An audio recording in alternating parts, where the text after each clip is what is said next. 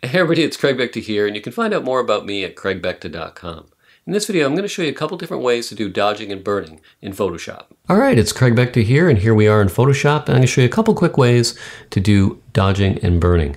Alright, so let's create a new layer. I'm going to hold the Option key on the Mac. I'm going to come down here and click, get a little dialog box. I'm going to keep them separate. I'm going to call this one Dodge.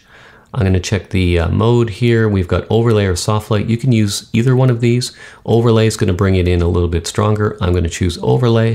And I'm going to check this little box, fill with overlay, neutral color, gray. I'm going to say OK. Now we're going to come over to our left, make sure we have the Dodge tool selected. Come up to our top, we have our range set at midtones, our exposure at 5%. If I want to bring it in slower, I can go down to maybe, 3%. Now I have this tool here that I'm going to use. Now Command plus to zoom in, we'll go a little closer. Now I just want to show you a micro dodging technique and then a global dodging technique. Now to change our brush size, if I hold the Control and Option key on the Mac, and I'm using a Wacom tablet, Wacom, I don't even know how to say it. If I drag left, the brush gets smaller. If I drag right, the brush gets bigger. If I go up, the hardness becomes soft. If I drag the brush down, you can see we go to a hardness of 100%. So I'm going up to a hardness of 0. And I think that's too big for what we want to do. So like I said, Control Option, I go to the left and I have a very small brush. So what I can do is just kind of paint in these lines here that are a little darker. And then it's only going to affect this area. Now some people might use the healing brush or the clone stamp tool, but you're really just sort of taking texture from another area and spreading it around, and this really keeps the original texture. So it really comes down to time. If this is, say, like a portfolio image and you've got all the time in the world to create these images for your portfolio, then this might be something you want to use. Now if this is a portrait shoot and you're only getting paid so much, then of course time is a factor. So I'm going to toggle this on and off, and you can see the difference that made with just those fine adjustments. Now, if you felt that that was too strong, you could take your opacity down to say 60%, toggle that on and off. So if you went a little too far, then that's one way that you could recover from that. Now, one thing you might want to do too is if I zoom out a bit, you want to really kind of look at the image at the way people are going to see it, because sometimes you can get carried away by those little micro adjustments and spend way too much time on an image. But I just want to demonstrate how you can do that. But keep that in mind, what's your end usage of this image. So now what I can do is I can make this brush larger, and I can also use the bracket keys. So bracket left or bracket right. And then I can just make some more global adjustments in this area to sort of lighten around the eyes, and then I'm using the bracket key again. And this is just sort of a larger adjustment if you just want to do sort of that kind of thing. So if I zoom out, toggle that on and off, and you can see that area looks a lot better, and it really didn't take that long. Now if we wanted to create a burn layer, I like to keep them separate. Same thing, hold the Option key, click right here. We're going to call this one burn, and we're going to just do the same thing, overlay, fill with neutral color gray. We'll say okay. Now we have a burn layer. Come over to your left, right click on there, make sure you've got burn tool selected, and I've got the exposure at 7. We could reduce that to 3, to 5, whatever you want. I've got it set at midtones, and I'm just going to bring this in on the cheek in sort of an exaggerated fashion. I want to show you something. So as I bring this in, you can see it's really affecting some red tones in her cheek. So it's one of the reasons why I prefer the next technique for dodging and burning. So I'm going to just get rid of these two layers, and I'm going to show you this technique that I prefer. So come down here and click on your curves layer. So if I want to go brighter, I'll go this way. If I want to go darker, I'll go this way. So let's create the burn layer first. So I'm going to do that, and you can see we have a white mask. If I click Command I, it becomes a black mask, masks out that effect. I'm going to go to the blend mode and go from normal to luminosity, and that'll help us retain some of the color tones. And then what I'm going to do is come over here and make sure I have a white brush selected. So if I hit the X key, I go from black to white. Make sure that's on white. Click on the brush tool. I have my opacity at 21, my flow at 21, and now I can do a similar thing here to her cheek, but I'm not going to have the same effect as I did previously. So I've got a fairly large brush, and I can sort of just bring that in. And then if I felt like I went too far, same thing here, I can bring the opacity down, and that would be our burn layer. So what I can do as well is come here to curves, and what we'll do is we'll create the dodge layer. So I'll just bring this up, same thing, Command I, we'll switch that to luminosity. Now you can create an action for this so you don't have to do this every time. So let's just label these. This is going to be dodge, and the one that we just did previously was burn.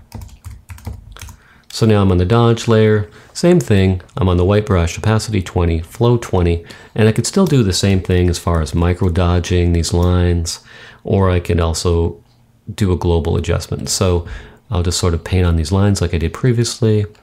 And like I said, I think this effect is slightly better. It looks pretty much the same, except for that one thing. It really retains more of the original tones, in my opinion, than using the sort of built-in Photoshop dodge and burn technique. That's sort of part of Photoshop. So it's up to you what you prefer. If you do it the other way and you get great results, then go ahead and use that. So you can see here we've just sort of done some micro dodging like we did before, and then if I make my brush bigger, then we can kind of just paint in this area. And then I'll just make it a little smaller. I can use the bracket key as well. I can just bring that in. And you can see we've just sort of improved this area. I'll zoom out a bit. And you can see Command negative to zoom out. And then that's our dodge layer right there to improve the eye. And then I'll just demonstrate the burn layer. So I zoom in. Now I've got the same brush, white brush. And then whatever I do here is just going to bring in some of that dark that we have on that layer. So I'm just going to go around the eye and kind of give her some little more eye outline here. I could take the iris, make that a little darker. And then if we wanted to bring that catch light up, I could just hit that dodge layer and I could just bring that up. So we've got a sort of an umbrella here on the left. If you're interested in the lighting, you can see the reflection in her eye, and then we have a softbox on the right for a little bit of fill. So it's kind of interesting. And now if I click on the dodge and burn, you can see that the wrinkles disappear, but also the catch light gets brighter. And then with the burn, you can see that we've got a little bit of eyeliner there, and I could just sort of bring that in a little darker. I'll just sort of emphasize this like this. So basically, this isn't necessarily how to dodge and burn, but a couple of techniques that you can use to dodge and burn. But essentially with dodging and burning, you're really just sort of taking the darker shadow type areas and enhancing them where you want to enhance them, and lightening the areas where you feel that lightening is going to improve the image. So let's say in the eyebrows here, we're on burn. I may want to take these eyebrows down a little bit. And so we're just going to do that. And then also with, like, say the part in the hair here, you may want to make this darker as well. And so if you feel that this isn't coming in fast enough for you, what you can do is you can bring the opacity up. So let's say we'll go to 40% here and 40 on the flow, and then we could just sort of bring that in. And then sometimes it looks like it's not working, but as I zoom out, you'll see that when I zoom out, Command negative to zoom out, and then I click on the burn tool. If you look at the partner hair right here, you can see we've sort of taken that down. So what I'm really doing is trying to de-emphasize the brightness in the center here with this burn. And then what I can do is add highlights on the dodge layer. And also, if you just want to do the hair separately, you could do this separately too as well. So you could have a dodge layer just for the hair, a dodge layer for just under the eyes, a dodge layer for essentially any part of the image that you wish. And then, of course, then you've got your burn layer. And if we click on and off there, you probably won't see under the eye right now, but you can see the part of her hair. So essentially those are two techniques you can use for dodging and burning. Hopefully you found this video helpful. And also, I enjoy putting these videos together, and I just ask you one thing: just give me a thumbs up, leave me a comment, and share this video and any of my videos basically on the web, through Facebook, Twitter, your blog. Help me spread the word about my channel. I've got a goal of 50,000 subscribers, and at the time of this video I think I'm close to 9,000, so I need your help. Help spread the word about my channel, share my video links through social media, and help me get to that subscriber count that I want to hit. All right, so thanks for watching, and check out some of my other videos. Check out this clip coming up right now. To check out my Outdoor Portrait Secret series, click on the thumbnails. The largest one that you see right there, that's part 1, start there. Also, click on the subscribe button to subscribe to my channel. All right, thanks for watching. Help me spread the word. Give me the thumbs up, leave a comment, and I'll see you in the next video.